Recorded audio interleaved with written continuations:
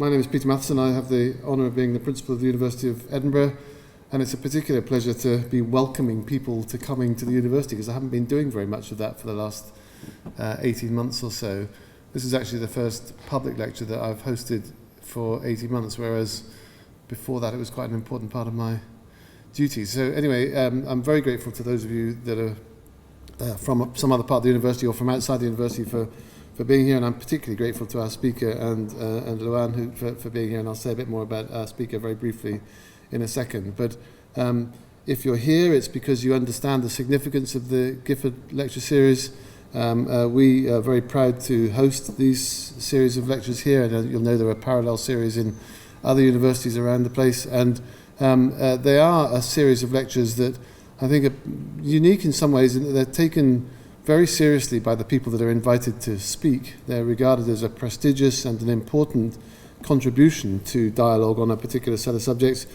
And they're also taken very seriously, I think, by the hosts. In this case, it's the University of Edinburgh and me, but wherever they're being hosted. And I think they're also taken very seriously by the audiences. So we depend on a public audience coming and making the university series, making the lecture series a success. So for all of those reasons, I'm very grateful to those present.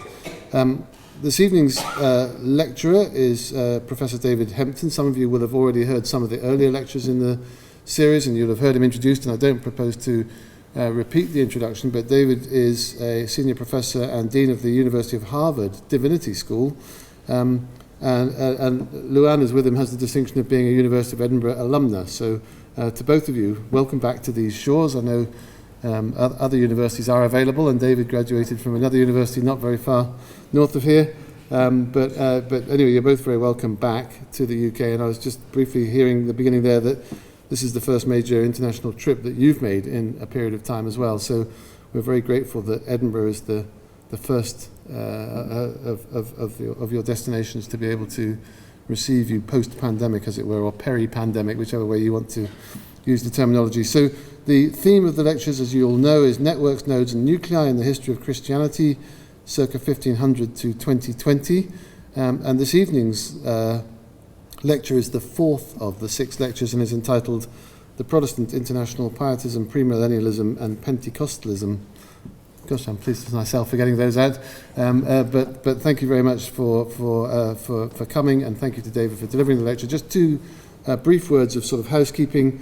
The regulations that in Scotland still pertain is that you should wear a mask unless you're exempt, and you should respect people's social distance, but it's not actually a firm requirement. But generally, I think whilst we're in a group like this that's not socially distanced, if you're able to continue to wear your mask, I'd encourage you to do so.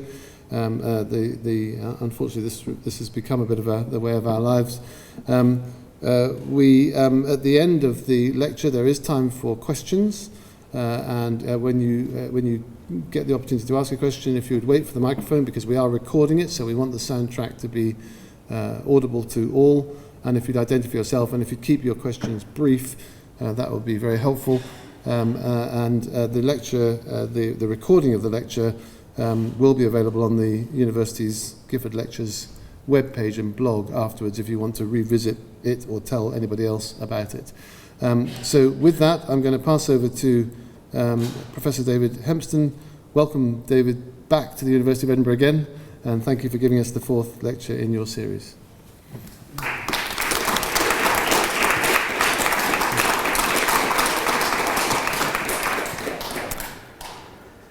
Thanks so much for that nice welcome, and thanks so much just for the hospitality of the University of Edinburgh, which has been outstanding, and thank you especially to you, the audience members, either here or watching the very nicely done recordings. So wherever you are, thanks for being with us tonight.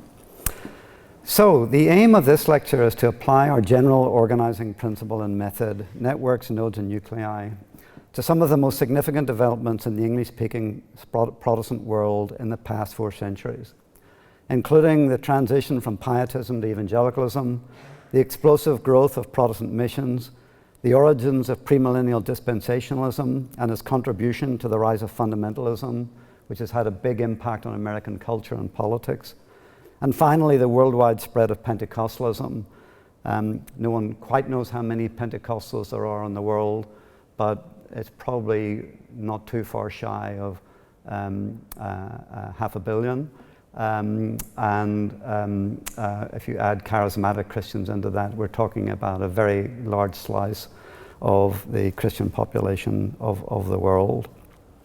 None of these developments can be studied within a single denominational or national tradition, and none can be understood without coming to terms with their nucleus of ideas, theologies, the nodal points of their transmission and dissemination, and the transnational networks that facilitated their growth. I am grouping these world-changing developments under the general heading of the Protestant International, though mobility, diversity, and fragmentation are central components. I wish to make clear at the outset that there are other possible ways of constructing the Protestant International, such as that presented by Kathleen Cartay in her recent book on Imperial Protestantism, which states that, quote, before the American Revolution divided it, an interlocking system of religious networks, societies, and communities connected distant Protestants of one another across the British Empire. Important though those networks were, my attention is less on networks attached to institutions and governments, including imperial governments. So my attention is less on institutional history, if you like, and more on the populist energies of which he calls awakened Protestants, whose stories are still much less well known, and I think more important. I begin with a personal story. It is a decade since the passing of William Reginald Ward, arguably the greatest historian of the Protestant International. I first came across Professor Ward's work as a young graduate student in St Andrews University, almost at the beginning of his prolific 30 years war of writing religious history, in opposition to what he considered to be the then dominant paradigms constructed by Anglican chauvinists, Marxist reductionists, sentimental religious ecumenists, and parochial Anglo-American religious historians. He didn't like any of those four categories very much. Although he had already built a distinguished career as a historian of other subjects, his book on religion and society in England, 1790 to 1850, published in 1972, just on the eve of my own graduate studies, was his first serious foray into the world of popular evangelicalism, and what a foray it turned out to be. I can still remember its first sentence, which dropped off the page like an intellectual time bomb. The generation overshadowed by the French Revolution, he wrote, was the most important generation in the modern history, not only of English religion, but of most of the Christian world. For the revolution altered forever the terms in which religious establishments, the chief device in which the nations of the West had relied for Christianizing the people, must work. So this is a big statement, really, that French Revolutionary era really transformed the history of Christianity. Ward's thesis was that by 1790, a non-denominational evangelical Protestantism with Methodism in the leading role and influenced by Enlightenment ideas was poised to reshape the old denominational order in nations right across the North Atlantic world and far beyond. This prospect was destroyed in the British Isles, but not in the United States, by the French Revolution, which assigned religion the role of keeping social order in very desperate times.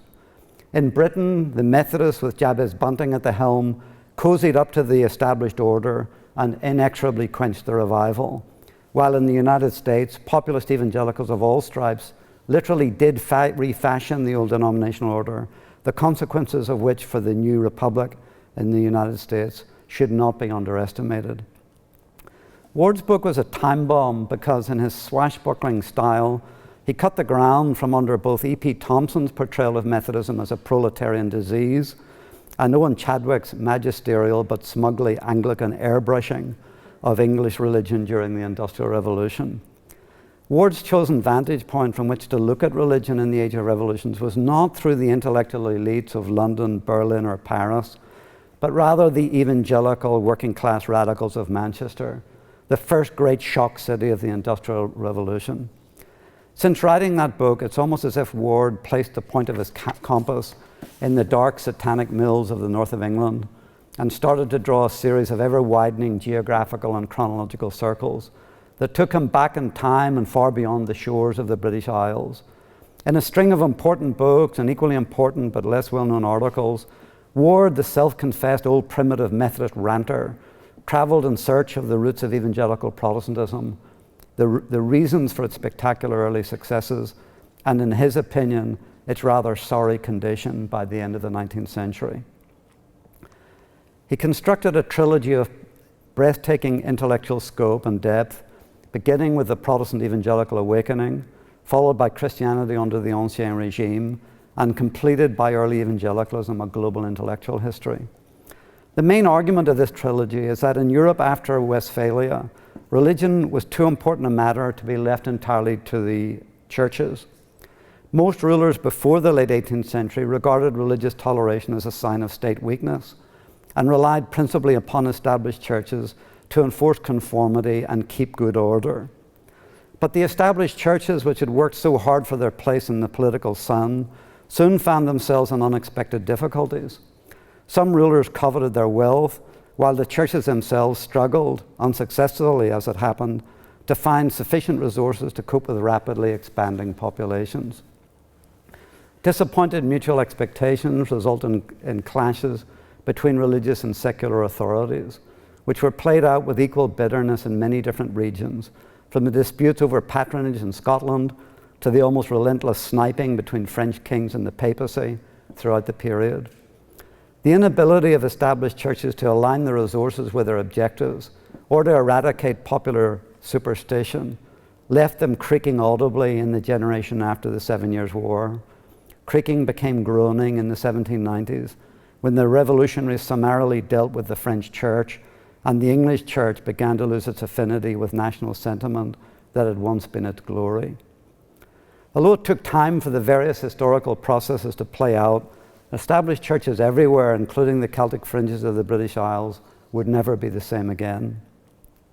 Meanwhile, a new and dynamic religious movement, evangelical revivalism, was helping to transform the Protestant interest of post-Reformation states and dynasties into a Protestant International, which did not depend on support from established churches and church and state. Revivalism in the Habsburg lands was the response of pious minorities who had to achieve quick results or else go under, often with no time to wait for church renewal, or more likely with no institutional church to renew. Moravians, Silesians, Salzburgers pioneered new forms of popular Protestantism and exported them to Western Europe and then to the New World. Class meetings began with Spener in 1670. Camp meetings originated with the Swedish army in Silesia in the early 18th century. And itinerant preaching developed as a survival strategy for pietist communities. All was accompanied by a phenomenal increase in hymn writing and by revivals instituted and conducted by children. The money behind the expansion came from the commercial exploitation of medicaments, Bibles, and religious literature, and from the availability of Dutch credit at low rates of interest. Indeed, Ward was one of the few historians to take seriously the importance of the financing of religious ventures. How money was raised, how it was spent, including debt retirement, is a vital but still under-researched aspect of religious history.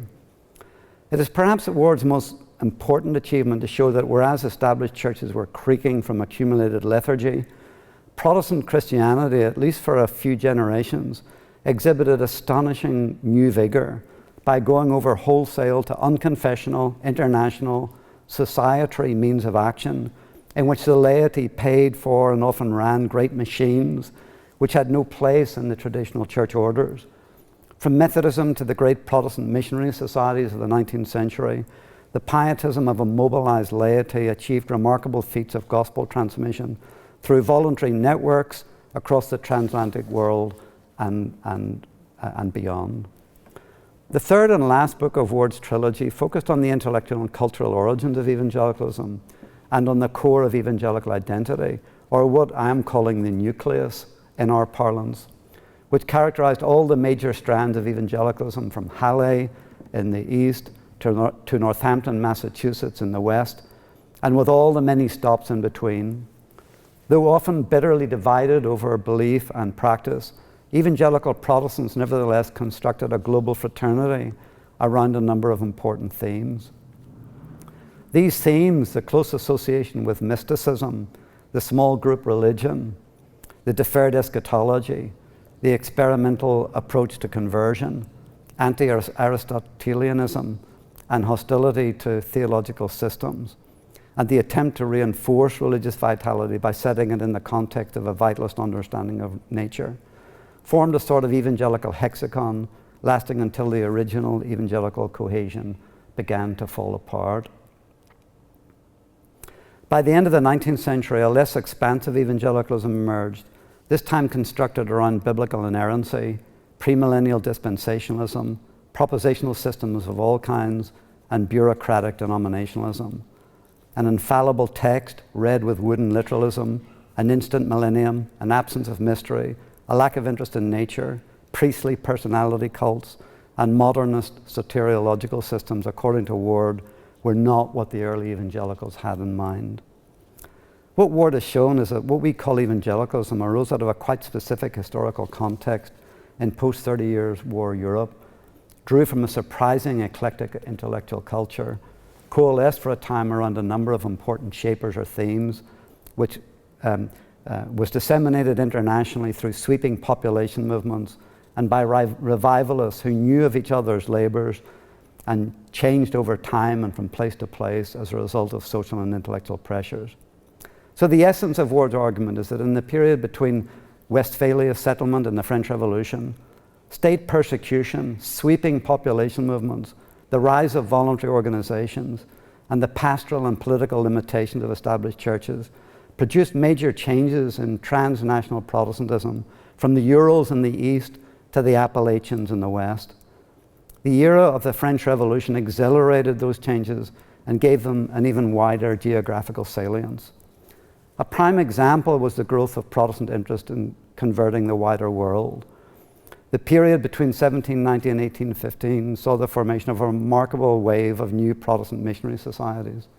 The Baptist Missionary Society, the London Missionary Society, the Edinburgh Scottish Missionary Society, the Glasgow Missionary Society, the Society for Missions to Africa and the East, later known as the Church Missionary Society, and the Wesleyan Methodist Missionary Society. All of these societies formed between 1792 and 1813. The British societies also connected with a host of continental European missionary societies with Lutheran, Reformed, and Moravian roots in Germany, Switzerland, and the Netherlands. Across the Atlantic, the formation of the London Missionary Society led directly to the formation of the New York Missionary Society and its sister organization, the Northern Missionary Society in the state of New York. So these missionary societies in Britain were followed by a flurry of new missionary organizations in the United States, a whole bunch of them. Here are some examples. The Berkshire and Columbia Mission Society, state of Connecticut, Massachusetts, New Hampshire, Presbyterian Standing Commission, and so on and so on. Exactly the same periods, 1790s, 1810s, and 20s. The American societies were mostly Congregational, Presbyterian, and Baptist, and located in New England, and they initially concentrated their attention on frontier church planting and Indian missions. Despite the limited geographical range of their work, the members of these societies understood themselves to be participating in a worldwide missionary movement of the Spirit, and the American missionary periodicals frequently published missionary intelligence from Europe, so they knew about each other's work and what was going on. The sheer scale of this voluntaristic surge of interest in missions across the globe, replete with their subscription lists, missionary intelligence, prayer networks, female auxiliaries, widely distributed pamphlets, in such a short space of time, takes some explaining. In part, those networks were constructed on top of or influenced by earlier traditions, especially the remarkably influential missionary exploits of the Halle Pietists and the Moravians. The Moravians had been active in international missions since the 1730s. They were real pioneers and were important connectors with other evangelicals in the 1780s and 90s through their writings on missions and the publication of the quarterly periodical accounts in the spring of 1790, which was the first missionary journal to appear at regular intervals and to be devoted entirely to missionary news. The periodical accounts circulated widely among leaders of all the other missionary societies and made its way across the Atlantic through pre-existing Moravian settlements and networks. However important the Moravians were as catalysts of other Protestant missionary ventures, there were many other factors contributing to the growth of interest in international missions. The French Revolution provoked both alarm and excitement for British and European Protestants, alternatively pleased with a potentially fatal blow struck at the French Catholic Church and the fear of the spread of revolutionary Jacobinism as Napoleon's armies marched across Europe. It is striking how often continental missionary societies were either started or revitalized by the incipient approach of French troops. In this way, the Protestant Missionary International was an alternative global ideology, a rival cosmopolitanism with its metropolitan base in London and soon New York, an alternative to the Rights of Man with its metropolitan center in Paris. There were, of course, other factors at play in London's emergence as an important node in the Protestant Missionary International. The growing influence of evangelicals in British public life coincided with and partly created deep unease about sin and virtue in Britain's emerging empire in India and with the nation's participation in the transatlantic slave trade. Not surprisingly, with such profound issues at stake, the surge of interest in missions was accompanied by a parallel surge of interest in biblicist millennialism, of both the optimistic variety, emphasizing the millennial advance of the gospel, and also a more pessimistic but equally energetic premillennial version that interpreted the signs of the times as so grim that only the returning Christ could save the godly from further trials and tribulations. In different ways, as either ushering in a global harvest of souls right across the world or urgently rescuing a remnant for the returning Christ, missions stood to benefit from both. In the era of the French Revolution, British, continental European, and American evangelical Protestants mobilized an army of voluntary networks with nodes in London, Basel, Berlin, New York, and Boston to propagate the gospel across the world and resist the evils of Jacobinism, slavery, Romanism, and infidelity. In Britain and Europe, success was to be measured in the confrontation with revolutionary France, and at the edges of empire, in the American Republic, the destiny of the new nation was to be decided in the West, among Western settlers and Indians. The stakes for the Protestant International could hardly have been higher, or its geographical scope more extensive. It could appeal simultaneously to national renewal and international transformation. At the same time as the Protestant global missionary mobilization was taking place, and for some of the same reasons, including heightened anxiety provoked by the age of revolutions, especially the French, another dimension to the Protestant International was taking shape with equally important consequences, namely the remarkable proliferation of interest in apocalypticism. It's well known that the generation overshadowed by the French Revolution throughout the Protestant world began ransacking their scriptures for apocalyptic clues about the end times, and that millenarianism of all hues, from Millerites, Mormons, and Adventists in the United States to predominantly established church evangelicals and popular enthusiasts in the British Isles, they displayed an unprecedented interest in biblical prophecy. Of course, interest in the end times, including renewed interest in what was to be the fate of the Jews and the various ways of interpreting the second coming of Jesus and the biblical millennium, were not new features of the Christian tradition in the early 19th century. What was new was the transatlantic proliferation of prophecy conferences, periodicals, and publications devoted to parsing out the biblical prophecies and relating them to actual historical events, past, present, and future. In addition, this generic interest in apocalypticism morphed over time into a coherent theological system which was successfully disseminated across the North Atlantic world and became an important component of what later became known as fundamentalism. At stake here is no mere passing interest in esoteric and exotic biblicist fantasies, but rather the uncovering of one of the most powerful cultural shapers of the American Republic. For example, a recent book on religion and the rise of capitalism by a very eminent Harvard economist devotes considerable space to elucidating the importance of the 19th century conflict between post and premillennialism, and explains its long-term consequences for ideas about economic progress and later the fusion of conservative religious, political, and economic worldviews in modern America. So Ben Friedman, the author of this book, is really making an important plea to understanding the theological roots of conservative religious, conservative political, and conservative economic worldviews, which have done a lot to shape American culture. His basic argument is that the economic ideas constructed by Adam Smith, with its self-contained dynamic theory about how an economy advances from one way of meeting human needs to the next, was really strikingly congruent with the postmillennialist thinking put forward by a series of English theologians over the prior 2 centuries. In short, Smith's conceptions of economic advance were developed at a time and a place when trends in theology were moving away from predestinarian Calvinism, with its emphasis on human depravity, and were consonant with postmillennial views of human agency and progress, and more dynamic economic views. The organizing framework of these lectures, namely nuclei, nodes, and networks in the transmission of religious ideas, movements, and cultures, is especially useful for understanding the roots and transnational dissemination of apocalyptic theologies and ideologies. As Ernest Sandin pointed out in a path-breaking book half a century ago, there were multiple streams of apocalypticism in Britain and the United States in the first third of the 19th century. But what he called the basic tenets of the millenarian creed were held with surprising unanimity. The belief that acceptance of the divine authority of Scripture required that the believer expect a literal rather than a spiritual fulfillment of the prophecies.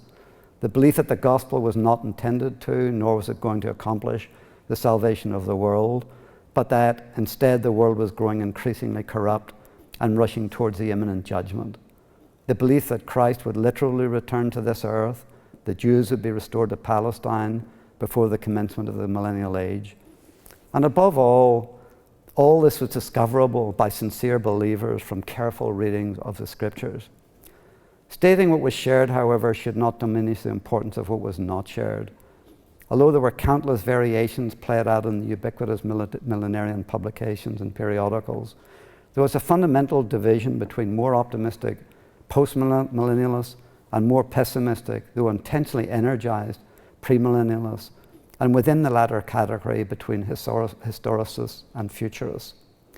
Historicists believed that the biblical prophecies contained in the books of Daniel and Revelation were connected, and that most of these prophecies had already been fulfilled, while futurists believed that none of the events predicted in the book of Revelation had yet been fulfilled.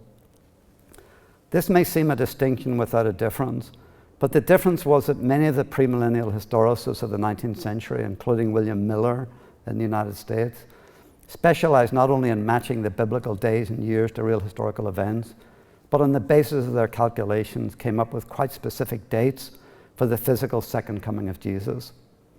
David Morgan has shown how Millerites and others built on earlier traditions of prophetic images to construct elaborate charts, literally mapping time, and these were widely disseminated in the Jacksonian age of explosive growth of newspapers, periodicals, handbills, and broadsides. You can see from this particularly elaborate prophetical plan at the bottom just how creative and all of these circles are mapping out epochs in the history of time and civilization. Adventist charts like this brought together in accessible form the aesthetic power of images, the sacrosanct authority of the Bible, a vivid interpretation and organization of historical events, and a place for devoted followers to find meaning and significance within the great scope of human history and eternity. But as all historians know, interpreting the past is one thing, predicting the future is quite another. And as we all now know, all of the predicted dates for the second coming, including the Millerites and many others on both sides of the Atlantic, turned out to be wrong, good job for all of us, or in serious need of tweaking. Not surprisingly, therefore, over the course of the 19th century, premillennial historicists gradually gave way to futurists, whose temporal claims lay in the future and therefore could not be so easily falsified. One particular strand of premillennialism, the dispensational scheme, incorporating the future rapture of the saints, constructed by the Anglo-Irish clergyman John Nelson Darby, has had a cultural impact way beyond its quite humble roots. The node or the inception site in this unlikely story is County Wicklow and South County Dublin in the 1820s and 30s, when a group of evangelical Church of Ireland clergymen, with the help of aristocratic and gentry patronage, organised conferences on biblical prophecy on the Powers Court estate just outside Dublin. The context is really important. It was already clear that the so-called Second Reformation movement of the 1820s to convert Irish Catholics to Protestantism had largely failed, and it had become obvious from Daniel O'Connell's campaign for Catholic emancipation that the Anglo-Irish Protestant ascendancy was living on borrowed time.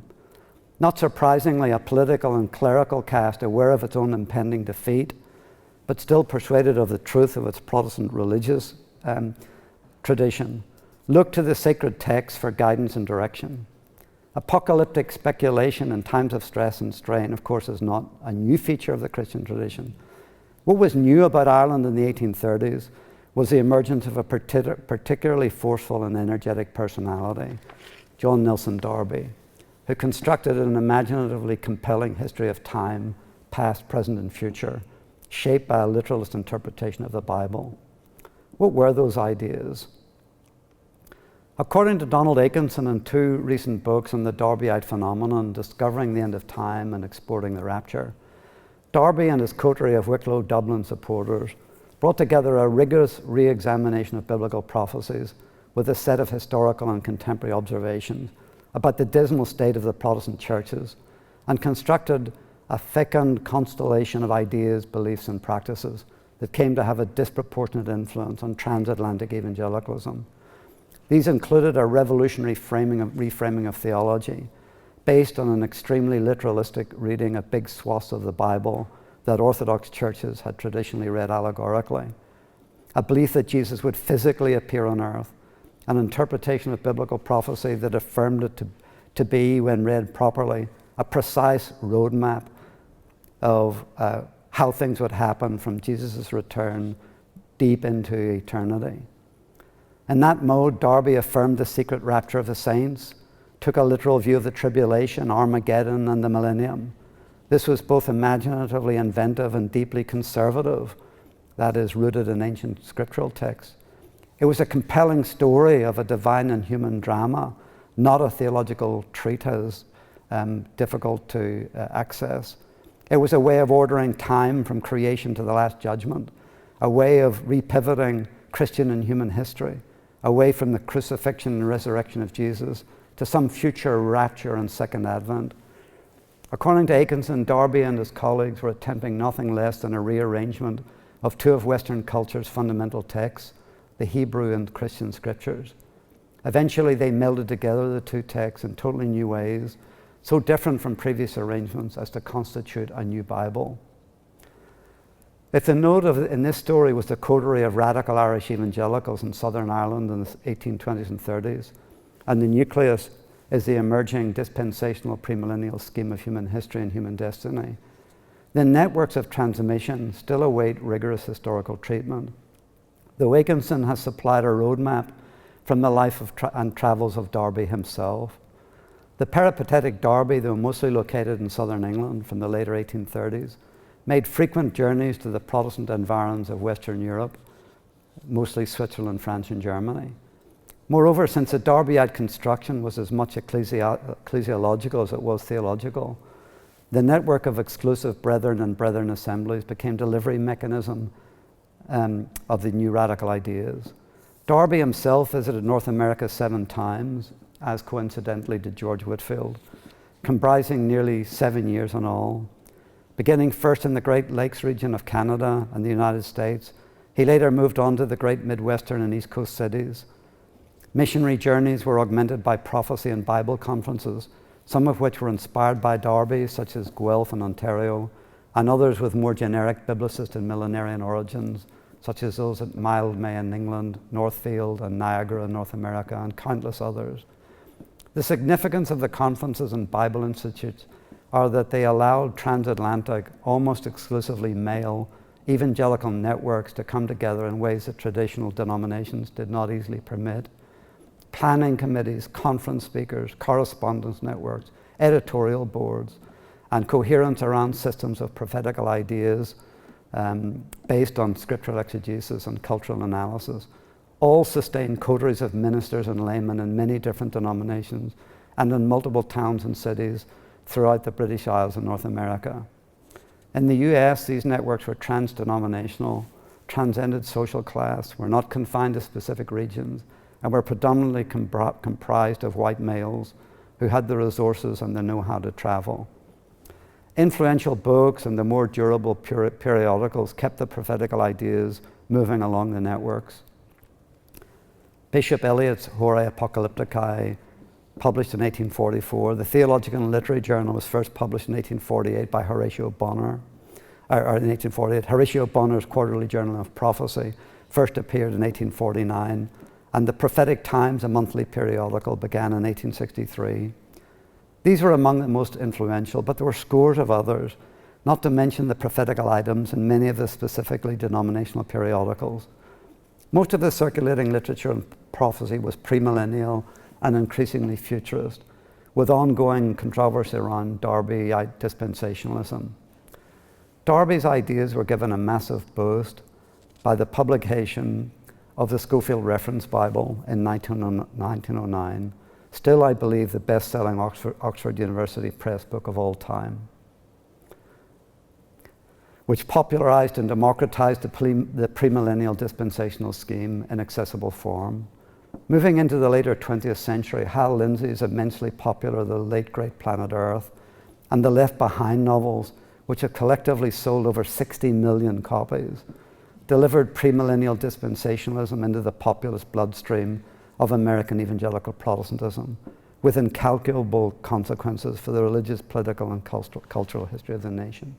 Difficult to overestimate the power of this in the shaping of American political culture.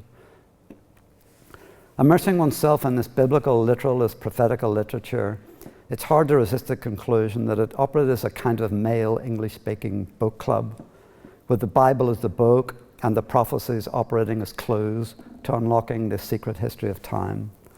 The cultural charge many brought to this transatlantic club was a deep-seated pessimism about what was happening in the world around them, not always without foundation, together with an equally deep-seated sense of chosen destiny as saints armed with the right keys to unlock the mysteries from which they and they alone would be the ultimate beneficiaries. Such views often produced urgency and activism, as well as a sense of being part of a divine plan, accessible only to faithful students of biblical prophecies. And there is, I think, a link between this and the conspiracy theories and that are, very rampant now in the United States around the post-Trump election. Naturally, critics, both within the existing Protestant denominations and even more stringently those outside, thought very differently. Among the most savage of the critics was George Eliot, who vented her spleen on a Scotsman, Dr. Cumming, the minister of the Crown Court Presbyterian Church in London. Cumming authored over 100 books, most of them in prophetical and millennial themes. And this is George Eliot from an anonymous essay she produced in the Westminster Review, but she wrote it. You might as well attempt to educate a child's sense of beauty by hanging its nursery with the horrible and grotesque pictures in which the early painters represented the Last Judgment, as expect Christian graces to flourish on that prophetic interpretation which Dr. Cumming offers as the principal nutriment of his flock. Advertising the premillennial advent is simply the transportation of political passions onto a so-called religious platform. It's the anticipation of the triumph of our party, accomplished by our principal men being sent forth into the clouds. It would be idle to consider Dr. Cumming's theory of prophecy in any other light as a philosophy of history or as a specimen of biblical interpretation. It bears about the same relation to the extension of genuine knowledge as the astrological house in the heavens bears to the true structure and relations of the universe. So Eliot's criticism of Cumming's theological worldview is an early example of modernist distaste for the kind of fundamentalism that grew out of premillennial and dispensational apocalypticism This distaste between elites and populace around things like this is still a major part of American culture. The roots of American fundamentalism are deep and extensive, long before the publication of the Fundamentals between 1910 and 1915, and the formation of the World's Christian Fundamentals Association in Philadelphia in 1919. So these fundamentals, 12 volumes, were produced between 1910 and 1915. They encompass resistance to the 3 R's of rationalism, Romanism, and ritualism, hostile to modernism, theological liberalism, and biblical criticism, with forebodings of the threats posed by scientific naturalism, especially Darwinism, and urbanization, anxiety about heresies from within, and finally fear of the international challenges of ecumenism, socialism, and communism. This is what gave its cultural charge. The strand that we have followed from the generation overshadowed by the American and French revolutions to the early 20th century, dispensational premillennialism, is a major part of the story. According to George Marsden, a powerful group of leaders emerged in the later decades of the 19th century, including Dwight Moody, Reuben Torrey, C.I. Schofield, William Erdman, A.J. Gordon, who gave institutional permanence to the dispensational movement through the new Bible institutes, such as the Moody Bible Institute, the Bible Institute of Los Angeles, and the Philadelphia College of the Bible.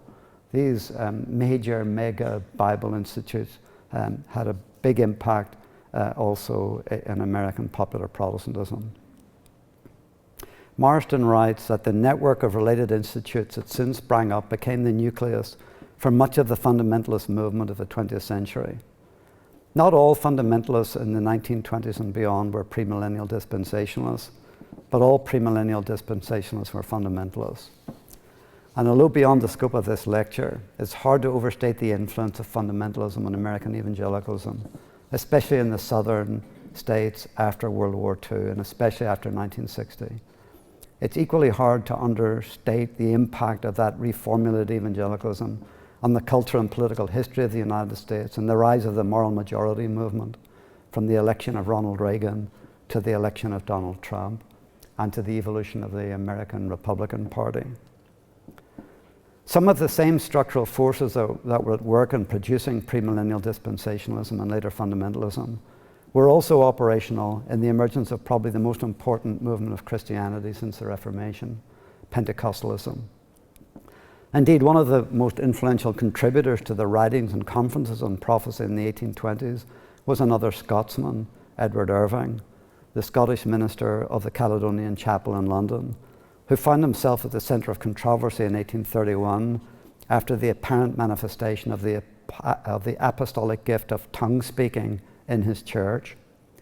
Prior to that, there had been somewhat episodic reports of miraculous healing and tongue speaking in parts of Western Scotland in 1830, persuading Irving that the long anticipated outpouring of the gifts of the Holy Spirit was finally at hand. Now, space doesn't permit a review of Irving's meteoric and controversial career, which led to a heresy trial and an early death in 1834. But Irving anticipated by over half a century the Pentecostal explosion of the early 20th century. The question is, to what extent is this most recent expression of the Protestant International amenable to explanations from our organizing principles of networks, nodes, and nuclei? Let's start at the beginning. Grant Wacker, in The Best Treatment of Early Pentecostalism in American Culture, locates the origins of American Pentecostalism in 4 streams that had been flowing through the American religious landscape for many decades. Quote, partisans channeled each of these theological streams. They were personal salvation, Holy Ghost baptism, divine healing, and dispensational premillennialism. And they distributed these ideas through a vast institutional network. That network included conferences, summer camps, books, magazines, colleges, Bible institutes, and a web of national, regional, and local associations. In short, the rise of Pentecostalism is unintelligible without a grasp of the full extent of the networks created by radical evangelical subcultures out of which it emerged at the beginning of the 20th century. These networks operated before, during, and after instances of Pentecostal awakenings and help explain their transmission beyond a single site or even a single country to a worldwide phenomenon. As for the nucleus of Pentecostalism, most would locate it in the experience of Holy Spirit baptism and the spiritual gifts accompanying it. But Wacker, while not denying the centrality of Spirit baptism, finds the essence of Pentecostalism in a combination of what he calls primitivism and pragmatism, a direct, unfiltered experience of divine power and intimacy on the one hand, and a realistic grasp of temporal realities and necessities on the other. This is something that we've noticed before in these lectures and these popular movements, that they combine both highly pragmatic views of technology and transmission with what some theologians might recall or describe as fairly primitivist ideas. What then of the nodes or junction boxes of Pentecostal transmission, which of course raises controversial issues of historical origins and American Western imperialism? My framing metaphor and analytical framework is borrowed from one of the most empathetic and insightful books on global Pentecostalism, David Martin's Pentecostalism, the World Their Parish.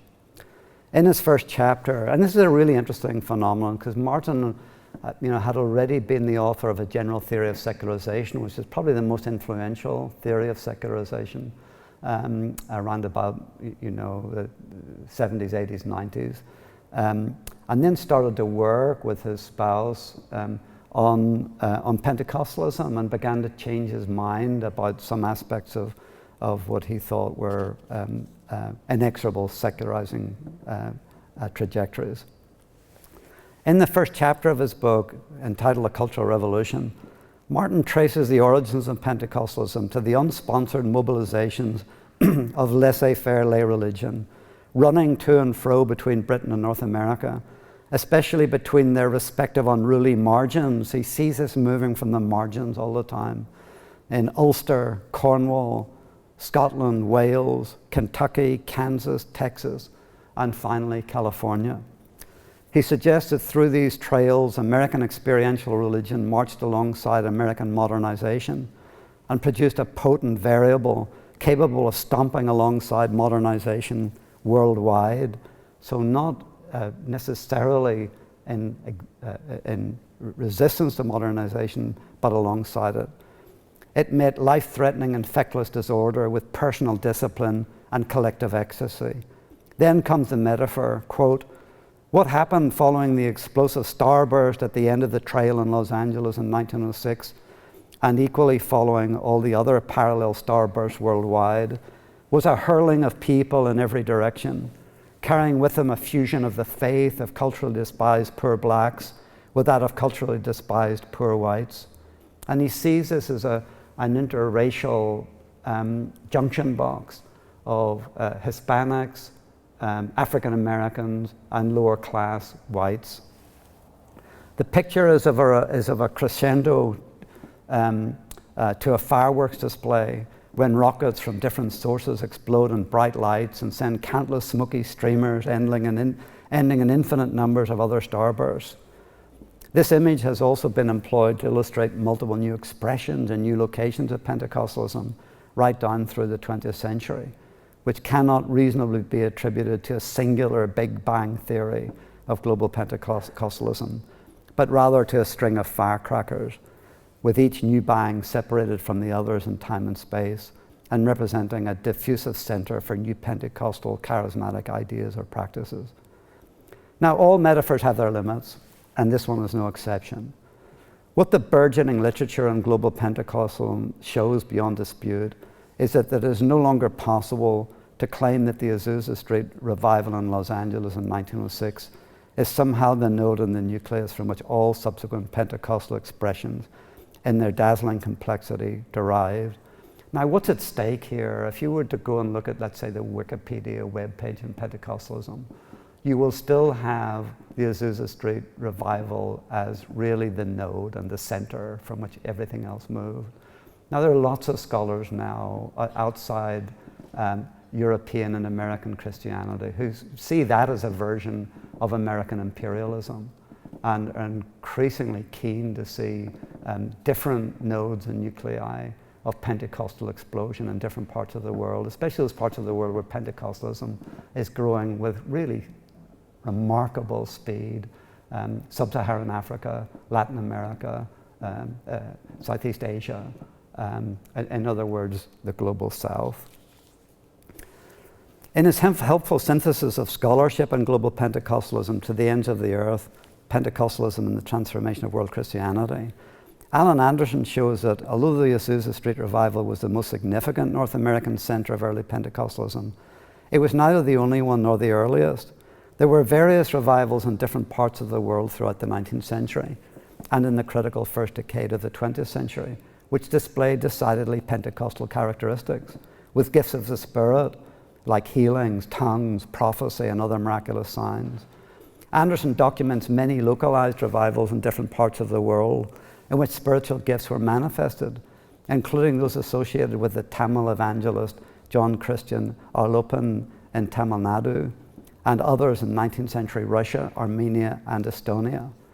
Contemporary with the Azusa Street revival, but starting earlier and not directly influenced by it, there was tongue speaking and prophesying in the Mukti revival associated with Pandita Ramabai in India, which in turn was influenced by the Australian revival of 1903 and the Welsh revival of 1904 and 05. Within a decade of Azusa Street, there were revivals with Pentecostal characteristics, but without known direct contact with Los Angeles in places as far apart as Korea, China, India, Chile, Nigeria, and the Ivory Coast. All this leads Anderson to conclude that Pentecostal origins are complex and varied, polycentric and diffused. For these reasons, the burgeoning scholarship on global Pentecostalism, which according to some estimates embraces around 500 million people and probably over 700 different religious denominations, is appropriately wary of ceding hegemonic bragging rights to specific historical events on the west coast of the United States in the first decade of the 20th century. Pentecostalism became a global phenomenon, partly because of its ability to adapt to local cultures in Latin America, Sub-Saharan Africa, and Asia. In the same century, and for some of the same reasons, that Western imperialism, whether in its political or missionary versions, was coming under sustained opposition. Pentecostalism didn't draw all its energy from anti-colonial animus, but it could not have expanded so rapidly or established such deep roots without adaptation, indigenization, and acculturation in the age of decolonization. Adaptation and evolution, as with the coronaviruses with which we have now become all too familiar, produce endless new variants as host cultures reshape the DNA of the Pentecostal phenomenon.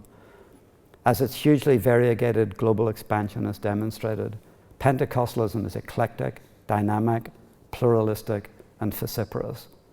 Indeed, Martin saw many parallels between Pentecostalism and the Methodist and holiness traditions out of which it grew, including its capacity for schism and its tendency towards bureaucratization in its more established strongholds. But in essence, Pentecostalism is not a church or any kind of system, but is a repertoire of recognizable spiritual affinities. These are Martin's words. It's a repertoire of recognizable spiritual affinities, which constantly breaks out in new forms and in new places, which gives it the capacity to break the molds, above all in the huge populations of the non-Western world, especially the huge megacities.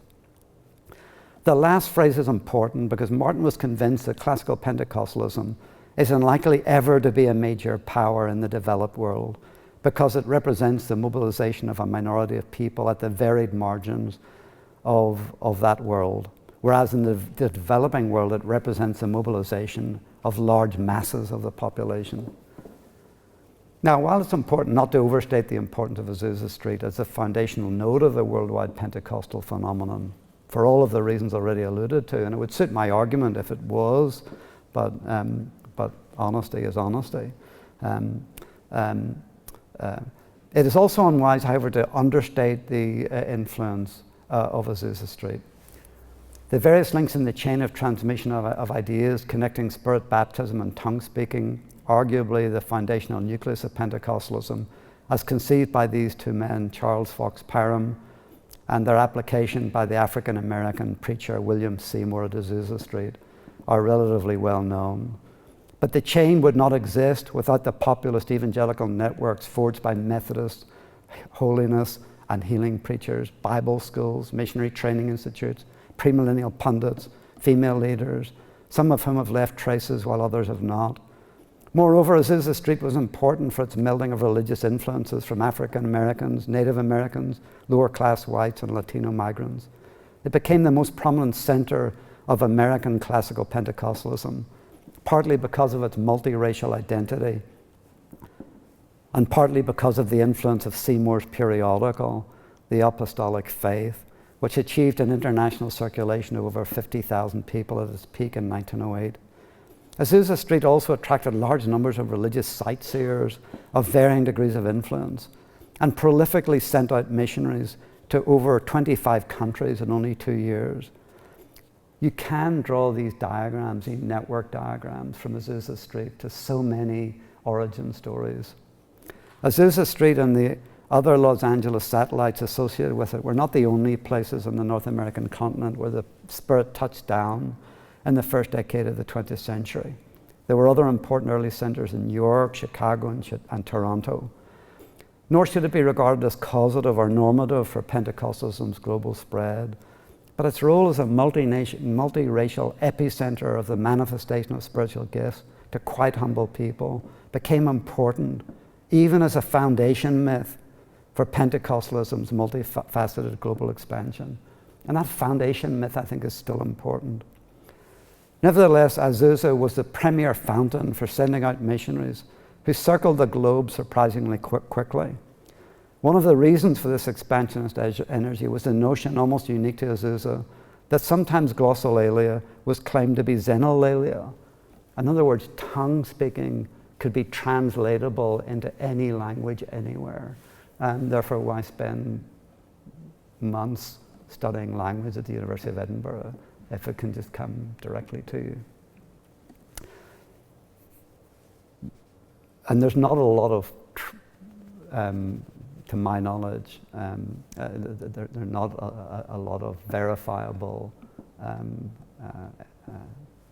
examples where glossolalia did become xenolalia.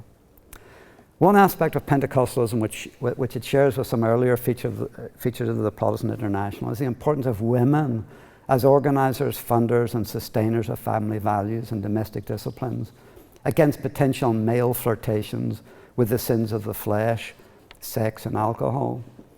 Pentecostalism, like Methodism before it, was predominantly a woman's movement, even if women were rarely given access to leadership positions or established pulpits. And I'll be saying a little bit more about the GLOW Fellowship, which is one of the largest women's organizations in the world, which is a Pentecostal organization of women, and I'll be speaking about that on tomorrow night.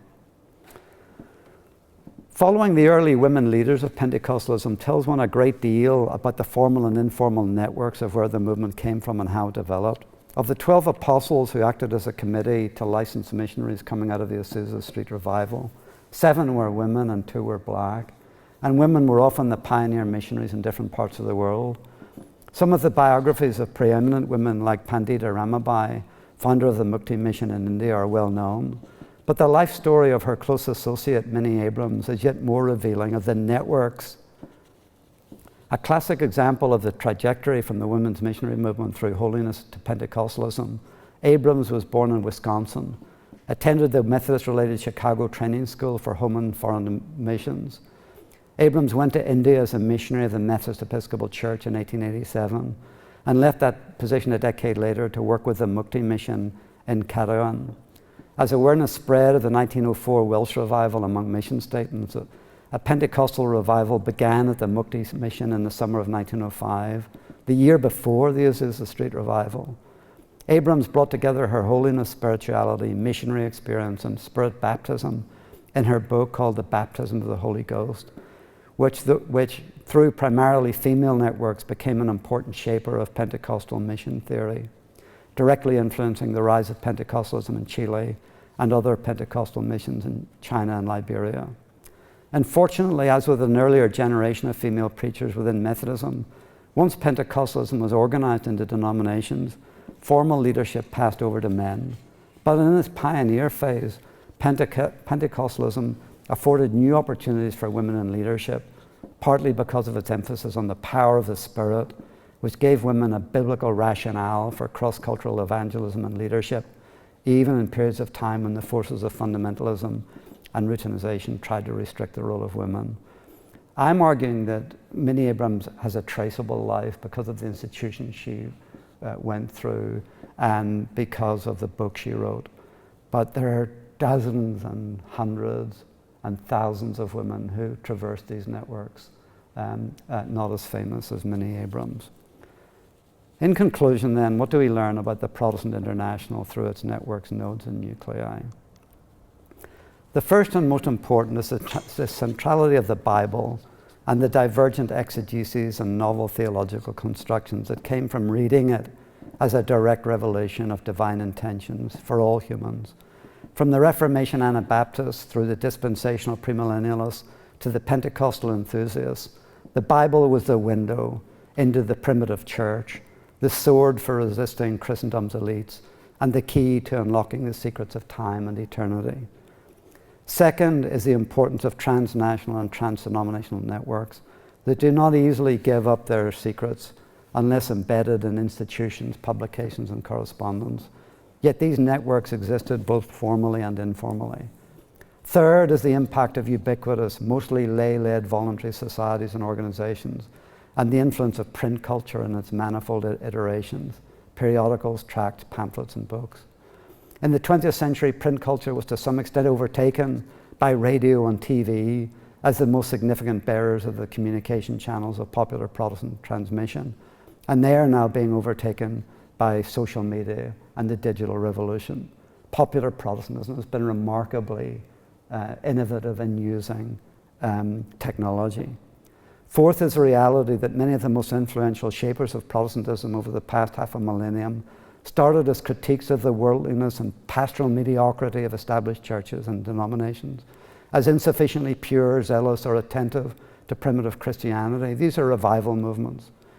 Fifth, the Protestant International has had an ambivalent relationship with its surrounding cultural context. On the one hand, it benefited from some of the most powerful cultural shapers of the early modern and modern eras, including liberal capitalism, the rise of Protestant empires, and innovations in transport and technology. While on the other, there's been a relentless critique of cultural sins and a profound pessimism about the state of the world and where it's headed. Sixth, women are important to the whole enterprise and almost always comprise the majority of all popular Protestant communities, but they generally exercise more leadership at the beginning of new directions than at their end, when males create organizational structures and property trusts to maintain their control. Seventh, a nucleus of powerful ideas or means has supplied a kind of nuclear fission in unleashing expansive energy. These include ideas such as the evangelistic commission to take the gospel into all the world, or the belief in a physical second coming of Jesus, around which the history of time is organized, or that through the baptism of the Holy Spirit, unlimited divine power lies in the hands of all true believers. These ideas are no mere theological propositions around which orthodoxy is negotiated, but operate as powerful incentives to change the world. Eighth, populist Protestant traditions, because of their open access to biblical interpretation, their critique of elite-run denominations, and their inexhaustible adaptation to fresh cultural settings, are notoriously vociferous and vulnerable to power contests between authoritarian male leaders. Ninth, in the transmission of new theological ideas and forms of religious expression, it's important to pay attention to nodes and junction boxes, particular geographical or cultural sites which supply the electrical energy in the transmission grid of international Protestantism. Finally, none of the transformations dealt with in this lecture can be understood without a deep understanding of the economic, social, and political conditions which shape them. In that sense, the Protestant International is both a cause and a consequence of the increasing globalization of the modern era in all its complexity. That's it.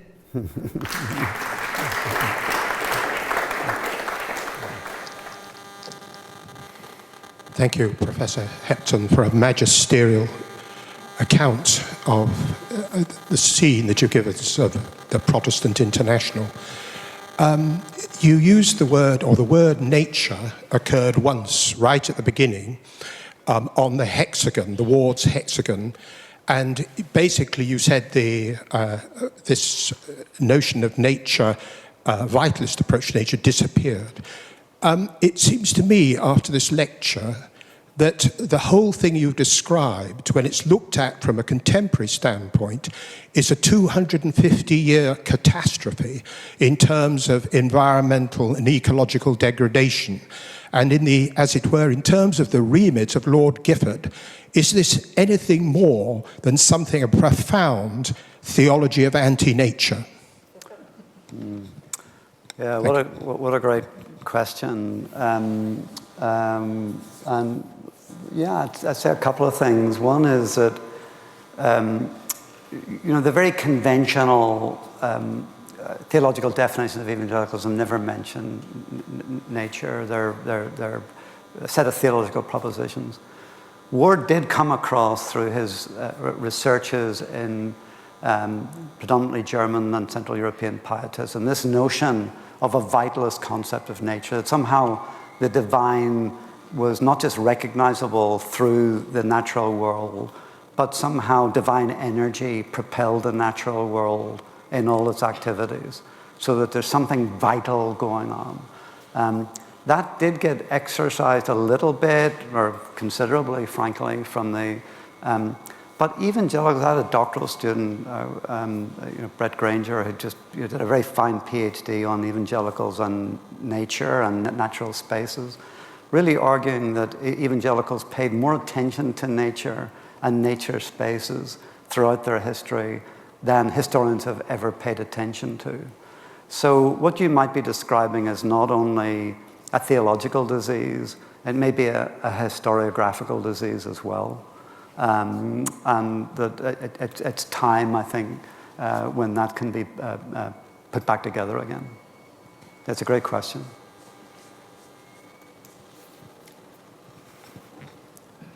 There's one here. Hi, thank you. My name's Tom Borticum. I'm a doctoral student here. I was just wanting to ask a question, particularly about point 9 and 10 on your conclusions there. And the model of networks, nodes, and nuclei, which works really well for the Christian networks, that intersection with political networks and the extent to which the two kind of, not to stretch the metaphor, but become kind of symbiotic in their use of networks and in their use of kind of nodes. Can we track those ideas where the political network will be piggybacking onto the religious network for the structure? I mean, the Book of Daniels is so kind of not anti-monarchical, but unpicks monarchical power. Do we see the sharing of political and religious nodal areas, and one group using the other to transport its ideas cross continents or transatlantic, or is that something that is common or not? Yeah, it's a great question. I mean, just off the top of my head, there are certainly piles of examples where political elites of one kind or another wake up to the power of some of these networks and know how to utilize them. I mean, this is definitely true of the Reagan Revolution, for example, in the Republican Party, and it's definitely true right up to the present in American politics. There are other examples of it as well, going back in time. I do think, and of course, empire itself and the political extension of empire, does have a symbiotic relationship with these religious networks. Some would not have been opened up without imperial conquest. Some would not have operated the way they did without, even though the connection between hard and fast commercial imperialists and religious missionaries and so on is always more tense than sometimes you might imagine. I prefer to see, I think politics is one framing of it. I think, social and economic conditions is another framing of it, in the sense that politics also has to mirror social and economic realities, especially, as democratization moves forward. But as a social historian, I look more for those social and economic bedrocks, occupational structures, transport networks, regional mobilities. So they are more important, I think, to me than the political networks. So I could see how a political historian could make quite a lot of this material. There's a question here, yeah, just at the front. Sorry for keeping you a bit later tonight. This was the most tricky lecture to condense because of the three big things. Things will get a little more. Anyway. You paint a picture of the astonishing energy of Pentecostalism and its huge appeal to diverse populations. To what extent is this basically driven by a reaction against the modernity of the Enlightenment of the 18th century playing through, and the people that, as it were, get the thick end of modernity? That's a great question. It's one that really exercised Reg Ward as an old primitive Methodist. His definition of enlightenment was the means and a way to a better life. Means and a way to a better life. And he saw these populist evangelicals, and he didn't write much about Pentecostalism, but I think he would be in sympathy with David Martin's view that Pentecostalism is a means and a way to a better life for many people. I mean, some of it is prosperity gospel and fake healing, not built around showboat characters who milk their congregations for all they can. So some of it is shoddy. But quite a lot of it is around women's role in trying to construct a decent, disciplined life against, as populations migrate into cities, to keep men away from alcohol, drugs, sex, a whole bunch of things that lead to family breakdown. And so from that point of view, it could be seen as a form of enlightenment. Obviously, if one was to apply elite theological, categories, it's, somewhat unsophisticated in terms of systematic theology and all of that.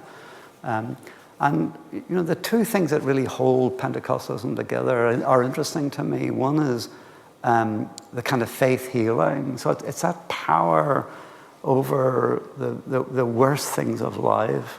And the other is this baptism of the Holy Spirit, or direct divine empowerment. I mean, what a powerful idea that the Spirit of God lives within you and you can do things. So I think you could either turn it into an anti-enlightenment narrative, or you could turn it into almost a paradoxical enlightenment narrative as a means and a way to a better life. We'll make this the last question at the back. Yeah. There's two more, yeah.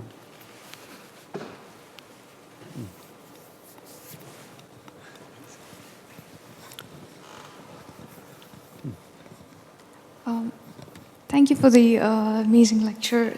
Professor, in light of today's lectures, can we say that religious networks moved in search of markets, or did market forces find the network? So that was what I was thinking when you talked about religion and capitalism, and how the itinerant preaching had taken place in search of Pietism and all that.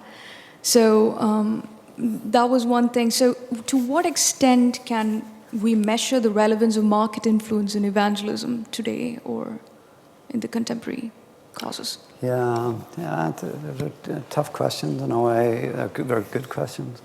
I think what's very striking to me about these populist movements, right from Pietism through evangelicalism, fundamentalism, into Pentecostalism, and I think Professor Brown mentioned this at an earlier lecture, it's just how savvy they are about using latest technologies constructed by markets, whether it's print, radio was huge for Pentecostalism, TV is huge for this global spread, and right across the world, plugging into these, sometimes prosperity gospel networks and so on, that they're not particularly exciting.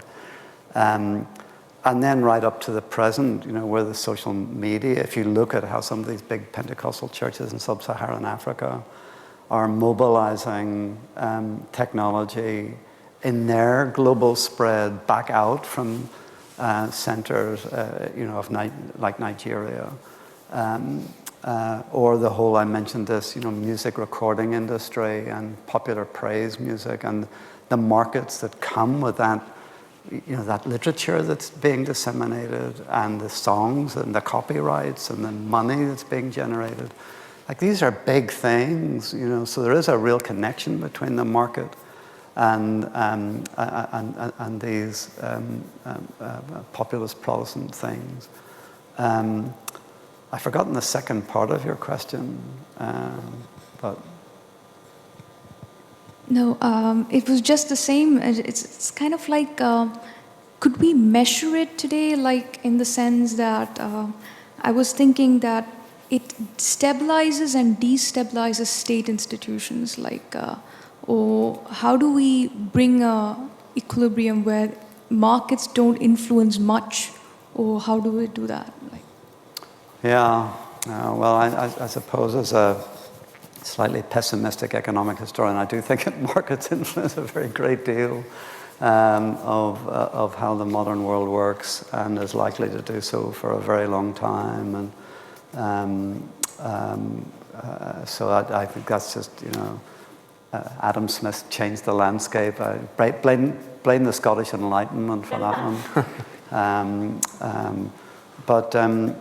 But these are really interesting questions to me, because I do think, what we're getting to in these lectures a little bit is that I think if the nucleus, nodes, and networks idea works for this material, which I think it sort of does. It's not, there are limitations to it, but I do think this is a helpful framing. Then the next stage in thinking about it is the kinds of questions that are coming up here. How does it relate to nature? How does it relate to political structures? How does it relate to economic structures and free markets?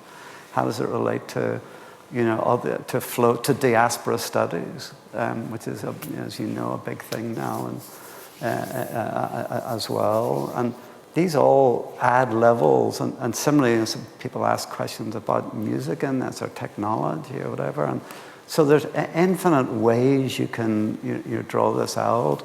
The important thing is not to get to the position that Professor Brown was guarding me against in a previous question. Is that, like, what exactly is not a network in this scheme?